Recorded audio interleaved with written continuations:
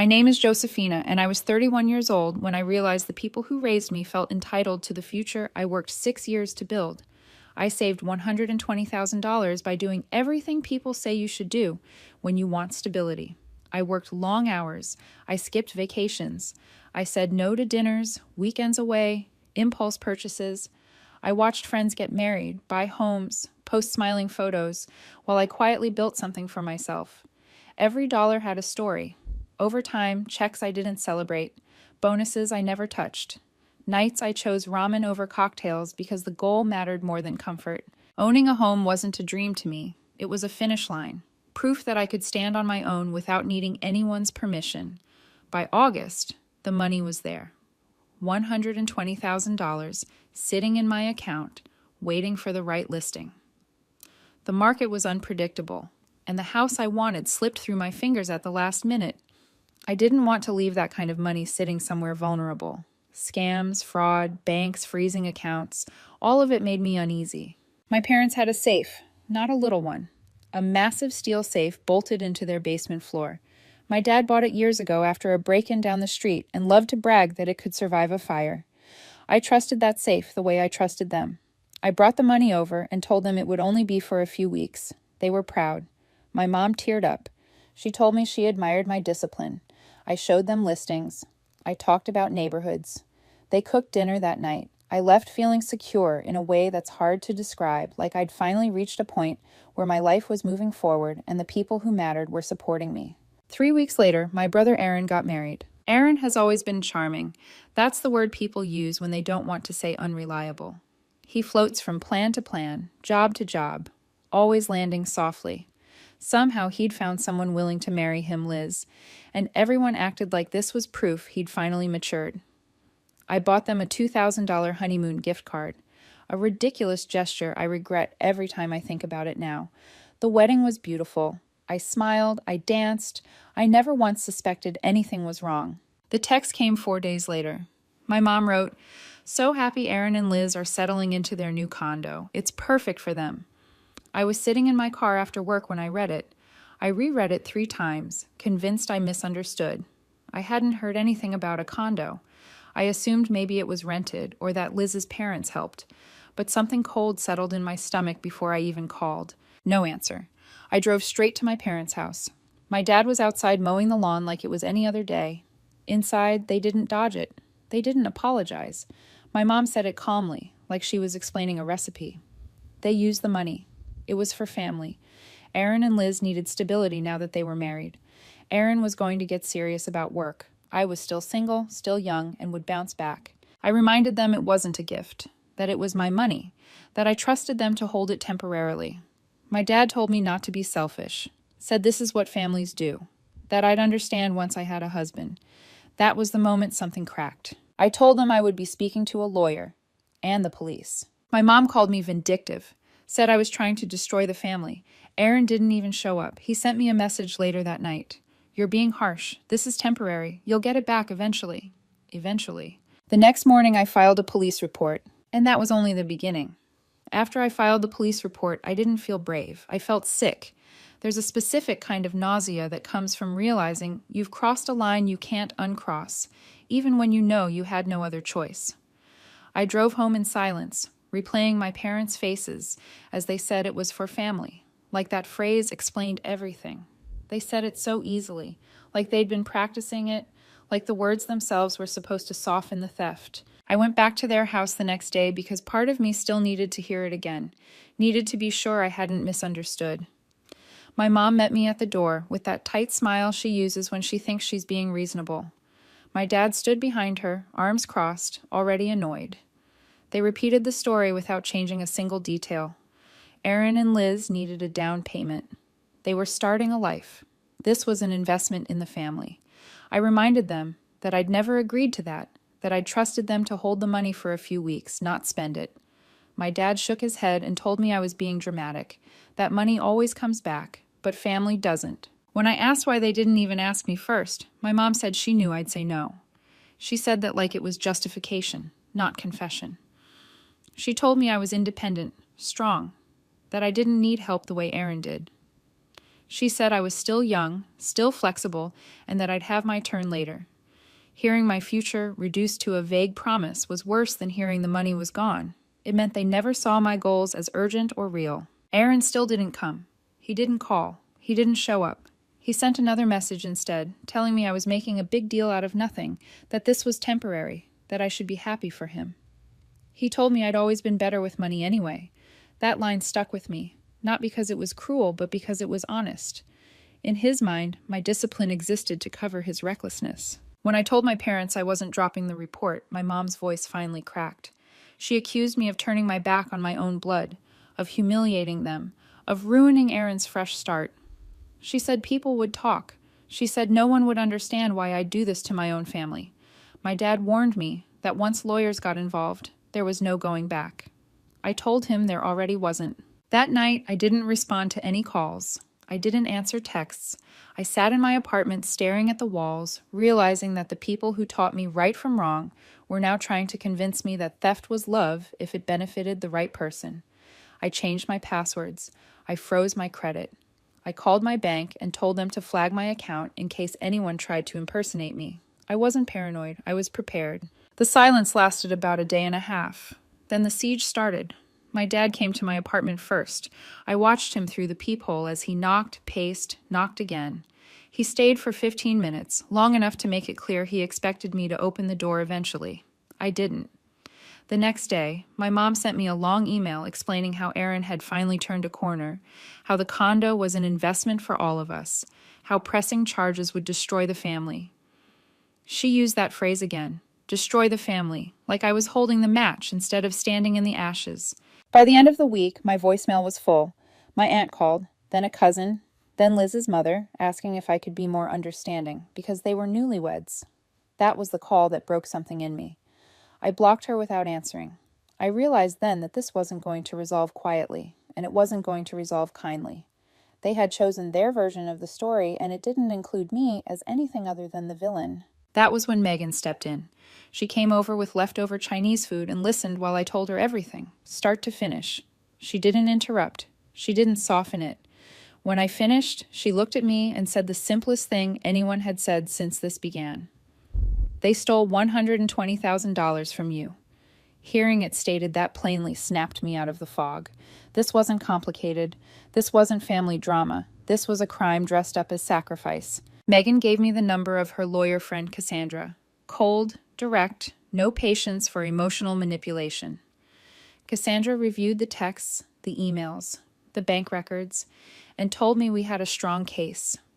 She said my parents' admission alone was enough to move forward, but she also warned me that once we served them, things would get ugly. Families don't like being held accountable. I told her to proceed, and that was the moment I knew there was no way back to the family I thought I had. After Cassandra filed the papers, I went quiet in a way that felt unnatural at first. No calls, no texts, no explaining myself to anyone who asked. I locked everything down like I was preparing for a storm. I changed passwords, froze my credit, set alerts on every account I had. I even warned my bank that no one but me was authorized to move funds, just in case someone tried one last desperate reach. I told myself this was temporary, that once the money came back, the noise would stop. I didn't understand yet that the noise wasn't about money anymore. It was about control. 36 hours passed before they tried a different approach. My parents showed up together this time. I saw them through the peephole, standing side by side like they were rehearsing for a photo. My dad knocked first, firm and rhythmic, the way he used to knock on my bedroom door when I was a teenager and he'd already decided the conversation. My mom stood slightly behind him, arms folded, face set in that wounded expression she saves for when she wants sympathy without accountability. I didn't open the door. I watched as my dad paced the hallway, checked his phone, knocked again. 15 minutes later, they left. The silence after felt heavier than the knocking. The next day, my mom emailed me again. 5 paragraphs this time. She wrote about sacrifice and loyalty, about how Aaron had always struggled, and how I had always been strong. She framed the condo as an investment in all our futures, like one day I'd thank them for teaching me this lesson. She warned me that lawyers would poison everything, that strangers would turn family against each other, that once this went to court, there would be no healing. I read it twice, then archived it without replying. By Friday, the extended family joined in. My aunt called, then my cousin.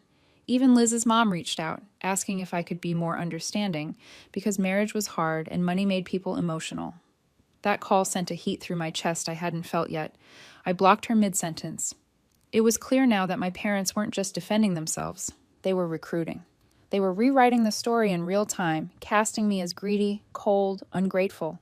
They were betting that if enough people repeated it, I'd cave just to make it stop. Megan stayed close during that week. She didn't ask how I was doing in the soft way people usually do. She asked practical questions. Had I eaten? Had I slept? Had I checked my email? When I told her I felt like I was losing my entire family over money, she didn't correct me. She said, "You're losing them because they chose Aaron's comfort over your future." Hearing it put that way stripped the guilt down to something manageable. Painful, but manageable. Cassandra moved fast. She had my parents officially served at their house during dinner. She didn't ask me if that was okay. She told me it was necessary. The fallout was immediate. Aaron called first. 4 words, sharp and furious. "What the hell, Josephina?" I didn't answer. My dad followed with a voicemail so loud and aggressive I had to pull the phone away from my ear. He accused me of being brainwashed, of letting outsiders turn me against my own blood. He said suing your parents was the lowest thing a person could do. My mom's email that night dropped any pretense of kindness. She called me vindictive, said I was humiliating them, ruining Aaron's future, embarrassing the family name. She wrote that they had done nothing wrong and that one day I'd regret this. I didn't reply to any of it. Not because I was being strong, but because I was empty.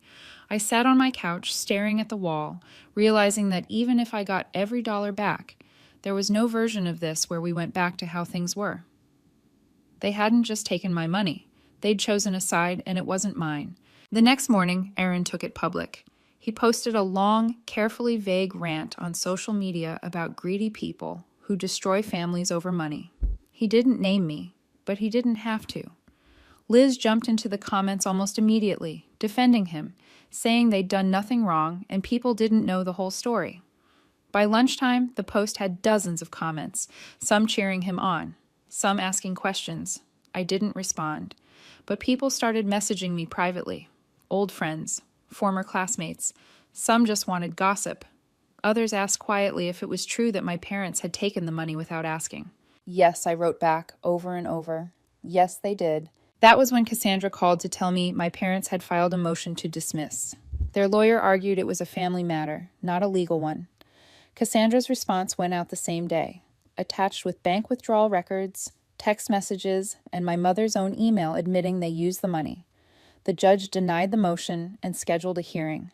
That was the moment the walls started closing in. That night, my parents called together and left a voicemail I'll never delete. My mom begged me to come to dinner and talk like adults. My dad said we could work this out privately and stop embarrassing ourselves. The way he said ourselves told me everything. They still thought I'd fold, that I'd show up, cry, forgive, and let them keep what they'd taken. They had no idea what it had already cost me to get here. A week later, they filed a formal statement claiming the money was a gift. They said I'd willingly contributed to help Aaron start his married life. They even attached the $2,000 wedding gift I'd given him as proof I intended to support them. Reading that felt like being slapped. They were going to lie under oath.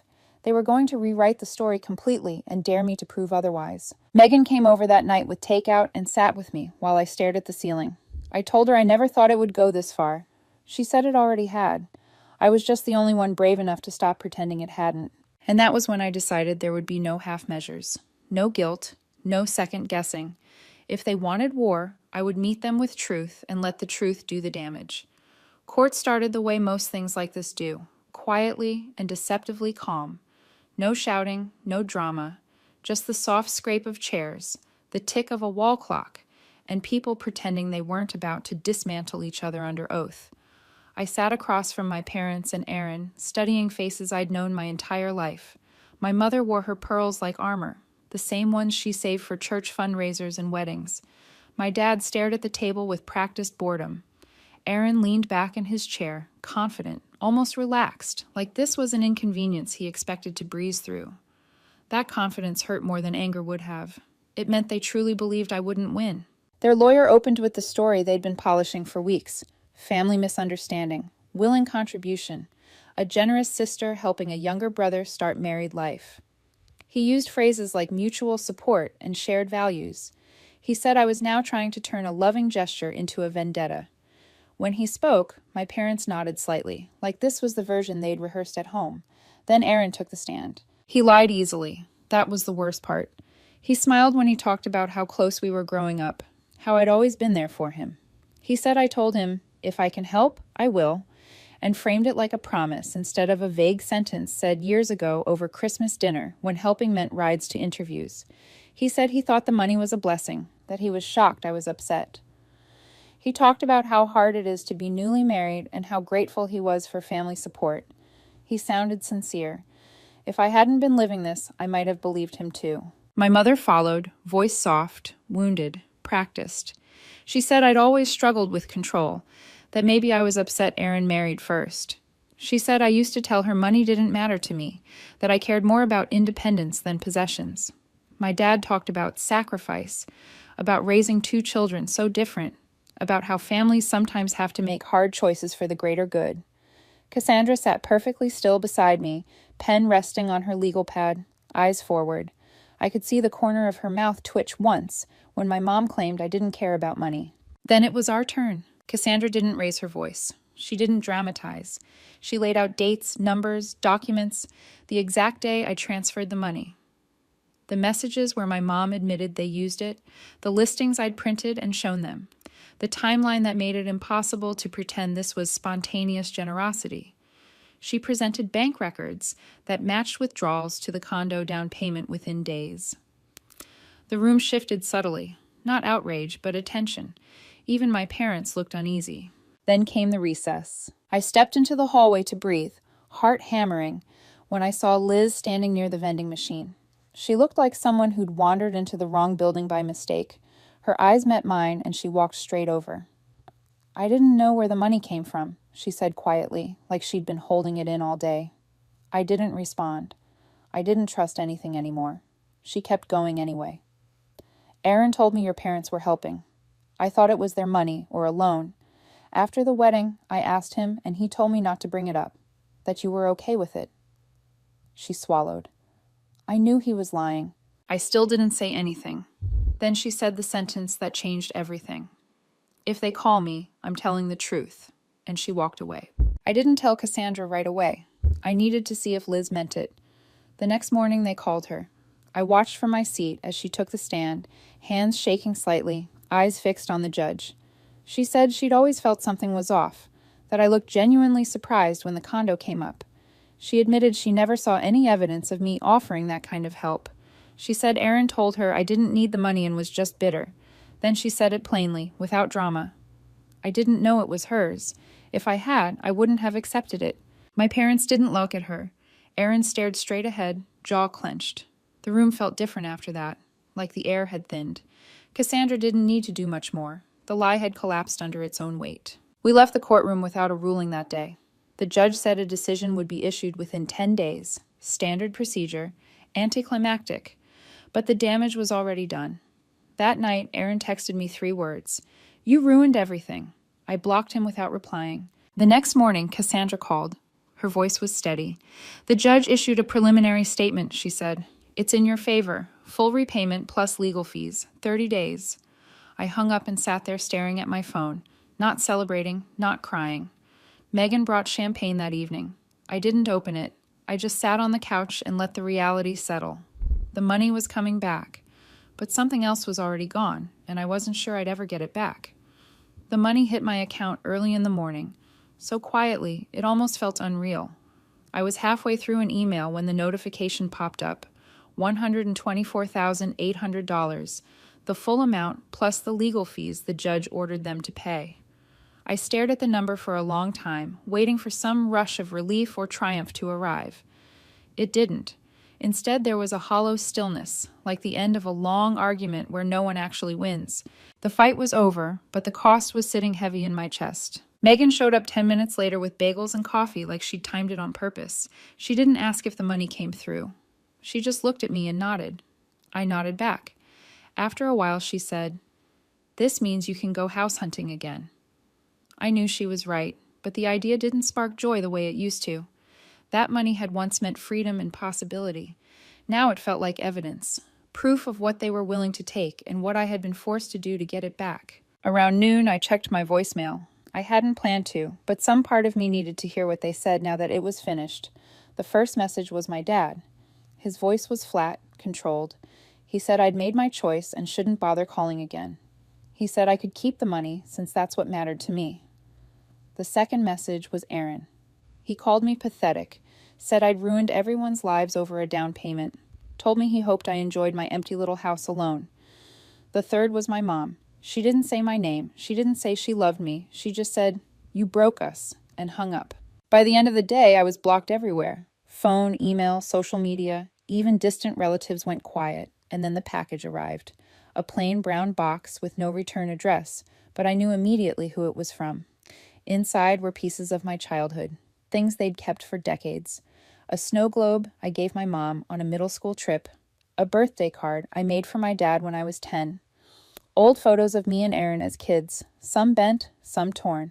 At the bottom was the wedding card I gave Aaron, the one with the $2,000 check still sealed inside. No note, just rejection packed tight. I sat on the floor going through it while Megan watched silently. She picked up one of the photos and said, "It's like they're trying to erase you." Maybe they were. Maybe that was the final punishment. If they couldn't control me, they'd pretend I never existed. I realized then how much of my life I'd spent trying to be the responsible one, the reliable daughter, the sister who didn't cause trouble. I put my own life on hold for stability, skipped relationships, ignored burnout, all to build something real. They took it, then blamed me for being angry. I bought the house anyway. Closing day came and went without celebration. I signed the papers, took the keys, nodded when the title officer congratulated me, and walked out feeling like I'd just finished another court filing instead of buying my first home. The house was small, a little outdated, but it was mine. I moved in alone on a Monday with a mattress on the floor and 2 suitcases. The rooms echoed. That first night, standing in the kitchen holding a glass of water, I realized I'd achieved the goal I worked half my life for, and it felt like nothing. Weeks later, my mom sent one last thing. A Christmas card with no return address. Inside was a photo of Aaron and Liz in front of their condo, holding their baby. No message, no signature, just the image. I stood there for a long moment, then shredded it and dropped it in the trash. That was the moment something permanent settled inside me. I didn't just lose trust. I lost the kind of love that assumes family is forever. And it didn't come back. Now, when people ask what happened, I say it's a long story. I've learned to live with the quiet, to build a life that doesn't include people who chose convenience over my future. I got the money back, I got the house, but what I really got was clarity.